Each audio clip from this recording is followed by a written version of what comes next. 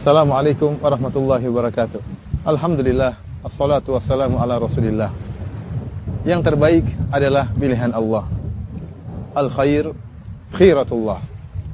Para pemirsa yang dirahmati oleh Allah Subhanahu wa taala.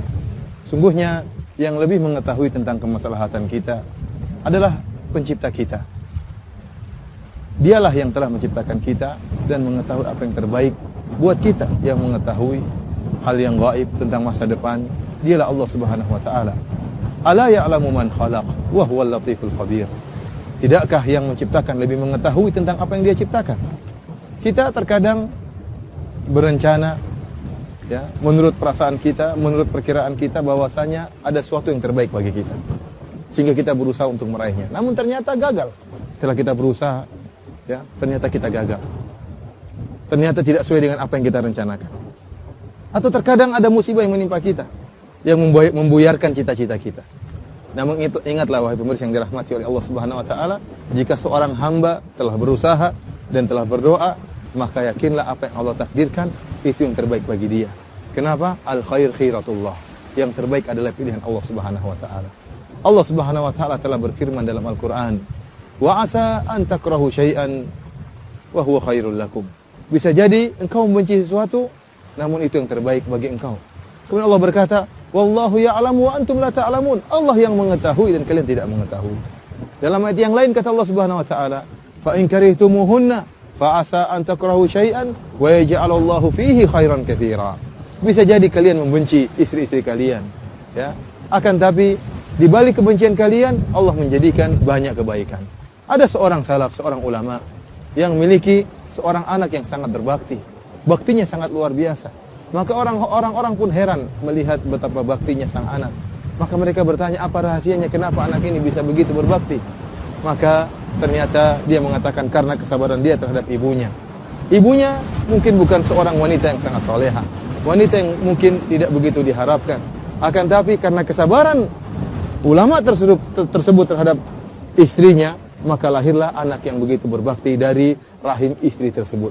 Kalau seandainya dia membenci istrinya, dia ceraikan istrinya, maka tidak akan keluar anak yang soleh tersebut. Ternyata Allah Subhanahu wa taala menghendaki kebaikan yang banyak bagi ulama tersebut dengan sabarnya dia terhadap istrinya yang mungkin tidak begitu soleha.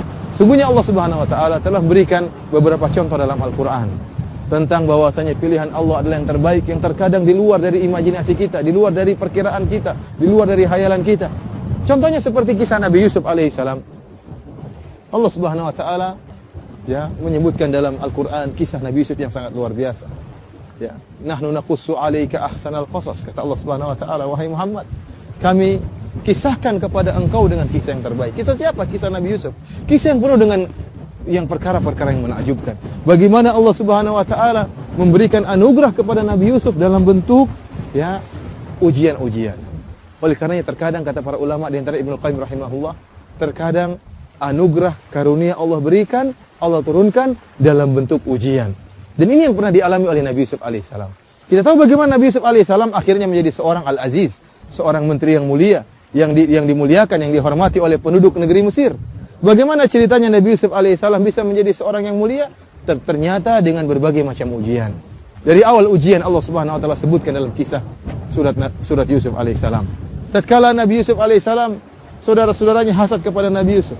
Akhirnya kemudian melemparkan Nabi Yusuf ke dalam sumur. Ini ujian pertama. Dilemparkan dalam sumur. Namun Nabi Yusuf sabar menghadapinya. Dipisahkan dari ayahnya, Nabi Yakub alaihissalam yang sangat mencintai Nabi Yusuf. Sehingga menyedihkan sang ayah dan juga menyedihkan Nabi Yusuf alaihissalam. Ayah yang mencintainya, ayah yang mengayominya selama ini, ayah yang membelanya selama ini harus terpisah dari dia. Diuji oleh Allah Subhanahu wa taala, dilemparkan dalam sumur. Ternyata ini adalah anugerah, tapi memang ceritanya harus berupa ujian-ujian. Kemudian yang kedua, setelah itu Nabi Yusuf alaihissalam diselamatkan oleh ada orang yang datang lewat, kemudian ingin mengambil air dari sumur tersebut. Ternyata ada Nabi Yusuf alaihissalam, ya. Bukannya Nabi Yusuf diselamatkan kemudian dibebaskan, ternyata malah dijadikan budak untuk dijual. Bayangkan, ini orang anak merdeka, seorang yang merdeka dijadikan budak untuk jadi barang dagangan untuk dijual. Ini musibah kedua yang dialami Nabi Yusuf.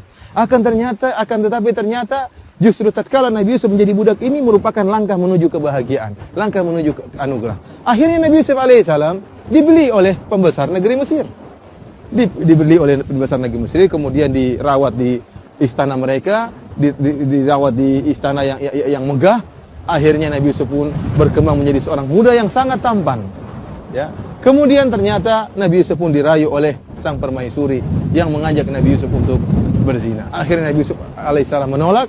Akhirnya dia pun di penjara. Ini ujian berikutnya. Bayangkan ujian setelah ujian. Di penjara Nabi Yusuf alaihissalam. Bersabarlah Nabi Yusuf dalam penjara tersebut. Kemudian tidak lama kemudian datanglah dua orang yang ingin ditafsirkan mimpinya. Setelah itu Nabi Yusuf alaihissalam menafsirkan mimpi kedua orang tersebut. Nabi Yusuf mengatakan, adapun engkau akan dibunuh, adapun engkau satunya akan selamat. Yasqi rabbahu khamra, dan engkau akan menjadi pelayan sang raja dan akan menuangkan minuman bagi sang raja. Kemudian apa kata Nabi Yusuf? Wa qala alladhi dhanna annahu najim minhum adhkurni 'inda rabbik. Kata Nabi Yusuf kepada orang yang menurut beliau akan selamat tersebut, salah satu dari dua penghuni penjara tersebut, kata Nabi Yusuf, jangan lupa kau sebutkan kebaikanku di sisi tuanmu, di sisi raja. Apa maksud Nabi Yusuf alaihissalam? Agar jika sang raja tahu bahwasanya Nabi Yusuf adalah seorang yang soleh, yang bisa menafsirkan mimpi, maka Nabi Yusuf akan dibebaskan dari penjara, tidak terikat dalam penjara tersebut. Akan tapi apa kata Allah Subhanahu wa taala? Fa ansahu syaitanu dzikra rabbih falabitha fis sijni bid'a sinin. Ternyata Allah mentakdirkan lain. Orang yang telah selamat ini lupa untuk menyebutkan kebaikan-kebaikan Nabi Yusuf di sisi sang raja. Akhirnya bertambah lagi bertahun-tahun Nabi Yusuf harus dipenjarakan. Kenapa? Karena orang ini lupa. Subhanallah. Ini musibah lagi ditambah dengan musibah karena kelupaan orang tersebut. Akan tetapi ternyata Allah punya skenario yang lain. Allah punya cerita yang lain. Ternyata kelupaan orang ini adalah anugerah. Sampai kapan? Sampai akhirnya sang raja yang bermimpi. Inni ara sab'a baqaratin simanin ya'kuluhunna sab'un ijab wa sab'a sumbulatin khudrin wa ukhra yabisa. Dia mimpi, dalam mimpinya dia melihat ada 7 ekor sapi gemuk dimakan oleh 7 ekor sapi yang kurus, dan ada sumbulah yang kering, ada sumbulah yang hijau. Maka akhirnya dia bertanya, siapa yang bisa menafsirkan mimpiku? Ternyata tidak ada yang mampu. Tatkala itu ingatlah orang ini, pelayan raja tadi yang telah dibebaskan dari penjara. Kata Allah, waddakara ba'da ummatin ana unabbi'ukum bi ta'wilihi fa'arsilun. Dia baru ingat tatkala itu. Ternyata ada Nabi Yusuf yang pandai menafsirkan mimpi. Maka dia mengatakan, saya akan mendatangkan Yusuf untuk menafsirkan mimpi kalian. Ternyata Yusuf alaihissalam, Allah menjadikan orang ini baru ingat tatkala sang raja yang mimpi langsung. Maka kemudian Nabi Yusuf alaihissalam menafsirkan mimpi sang raja, baru ketahuanlah bahwasanya Yusuf alaihissalam adalah seorang yang hebat. Maka akhirnya Nabi Yusuf alaihissalam diangkat menjadi seorang menteri yang mulia. Lihatlah para pemirsa yang dirahmati oleh Allah Subhanahu wa taala. Berbagai macam ujian yang dihadapi oleh Nabi Yusuf, ternyata semua itu kesimpulannya adalah anugerah. Kesimpulannya adalah karunia. Allah ingin mengangkat Nabi Yusuf menjadi seorang raja. Bahkan bukan cuma itu, akhirnya Nabi Yusuf alaihissalam bisa mendatangkan ayah dan ibunya dan keluarganya semua dipindahkan ke Mesir, dari kehidupan yang sulit menjadi kehidupan yang lapang. Ini anugerah yang luar biasa, akan tapi ternyata ceritanya tidak seperti yang kita bayangkan. Tidak semua anugerah datang dalam keadaan penuh kenikmatan. Ternyata anugerah yang dialami oleh Nabi Yusuf, karunia yang dialami oleh Nabi Yusuf ternyata melewati ujian berbagai macam ujian. Oleh karenanya, terkadang kata Imam Ibnu Qayyim rahimahullah, terkadang anugerah datang dalam bentuk musibah dan dalam bentuk ujian. Contoh yang lain yang Allah sebutkan dalam Al-Quran, kisah Nabi Musa alaihissalam. Nabi Musa alaihissalam, ya, bagaimana tatkala kecilnya harus dilepaskan di sungai Nil. Ibunya merasa sedih, musibah, harus melepaskan anak yang sangat dia cintainya, dilepaskan di sungai Nil. Kita tahu bahwasanya setelah Nabi Yusuf alaihissalam diangkat menjadi seorang yang mulia, seorang menteri di negeri Mesir, kemudian seluruh Bani Israel dipindahkan ke negeri Mesir, dan kemudian lama-kelamaan setelah Nabi Yusuf alaihissalam meninggal dunia, maka akhirnya penduduk asli negeri Mesir akhirnya menindas orang-orang Bani Israel, suku Bani Israel, sampai akhirnya tiba masa Fir'aun. Fir'aun adalah penduduk asli dari negeri Mesir, dari suku Kipti, akhirnya mendolimi, menindas orang-orang Bani Israel. Di antaranya Nabi Musa alaihissalam. Tatkala tahun tersebut, maka pasukan Fir'aun mencari setiap anak yang dilahirkan untuk dibunuh. Maka lahirlah Nabi Musa tatkala itu. Kata Allah Subhanahu wa taala, "Wa laqad mananna 'alaika marratan ukhra." Wahai Musa, sungguh kami telah memberikan kepada engkau anugerah pada kesempatan yang lain. Kapan? Anugerah namun dalam bentuk musibah. "Idz auhayna ila ummika ma yuha, an ikdhifihi fit tabuti fakhdhifihi fil yammi, falyulqihil yammu bis-sahil ya'khudhu aduwwu li wa aduwwullah." Tatkala kami mewahyukan kepada ibumu untuk meletakkan engkau dalam keranjang. Kemudian lepaskanlah keranjang tersebut ke sungai Nil. Ya, ini musibah, ujian.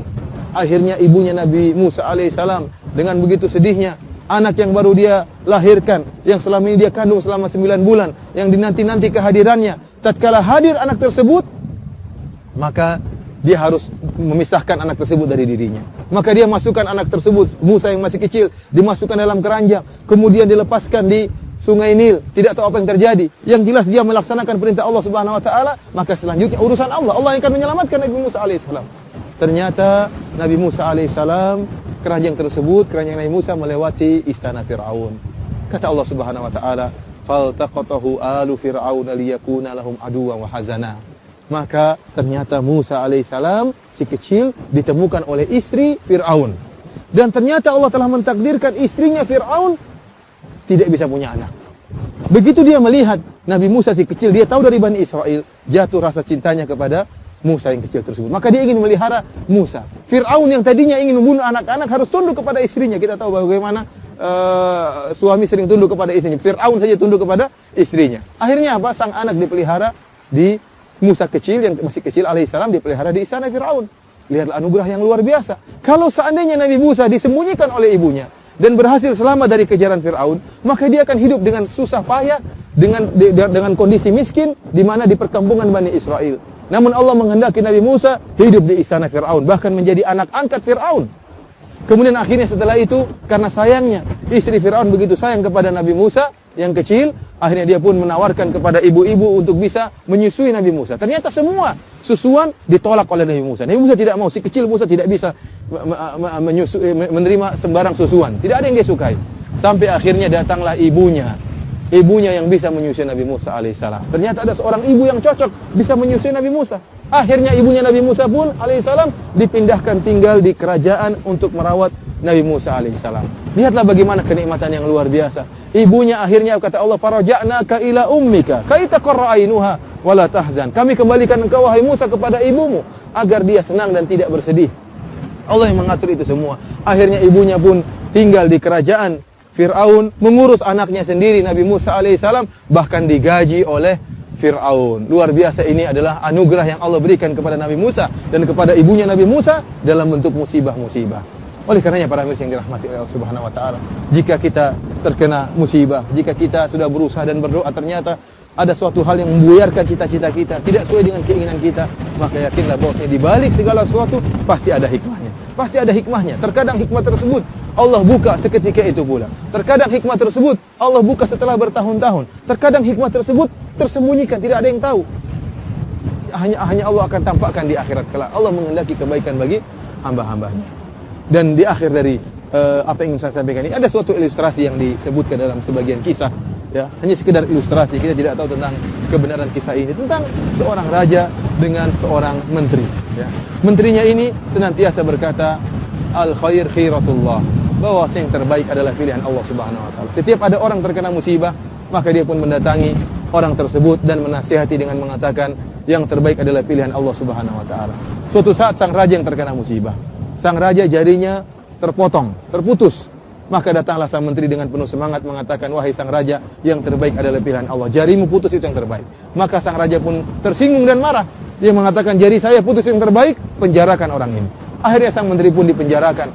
Tatkala sang menteri dipenjara, dengan mudah dia berkata, al khair khiratullah, yang terbaik adalah pilihan Allah Subhanahu wa taala. Ternyata benar. Suatu saat sang raja pun keluar bersama anak buahnya dalam rangka berburu atau suatu keperluan. Akhirnya mereka terjebak pergi ke tempat yang jauh. Akhirnya mereka ditangkap oleh orang-orang penyembah dewa atau penyembah roh. Kemudian ditangkaplah mereka dan disembelih mereka satu persatu untuk tumbal bagi Tuhan mereka. Disembelih satu persatu anak buah sang raja. Tatkala tiba untuk menyembelih sang raja, mereka dapati sang raja ternyata jarinya putus. Ternyata raja seorang yang cacat, sehingga mereka mengatakan orang yang cacat tidak pantas untuk diserahkan bagi dewa kita. Akhirnya dibebaskanlah sang raja. Tatkala itu sang raja pun sadar, ternyata apa yang dikatakan sang menteri betul. Jarinya putus ini ternyata merupakan kebahagiaan, merupakan anugerah, sehingga dia tidak jadi dibunuh oleh mereka. Akhirnya dia pun pulang dengan begitu semangat, kemudian membebaskan sang menteri dan mengatakan, benar perkataanmu, yang terbaik adalah pilihan Allah Subhanahu wa taala. Saya selamat dari cengkeraman mereka. Namun saya ingin bertanya, Kenapa waktu engkau di penjara engkau berkata yang terbaik adalah pilihan Allah Subhanahu wa taala? Apa kebaikan yang kau alami dalam penjara? Kata sang menteri, seandainya saya tidak di penjara, maka saya pun akan berburu dengan engkau dan saya akan ditangkap oleh mereka dan saya akan disembelih oleh mereka. Oleh karena saya di penjara adalah yang terbaik. Demikianlah para pemirsa, semoga kita senantiasa berhusnudzon kepada Allah Subhanahu wa taala. Setelah kita berusaha dan berdoa, yakinlah bahwasanya segala ketetapan Allah Subhanahu wa taala, segala keputusan Allah adalah yang terbaik. Wallahu taala alam bisawab.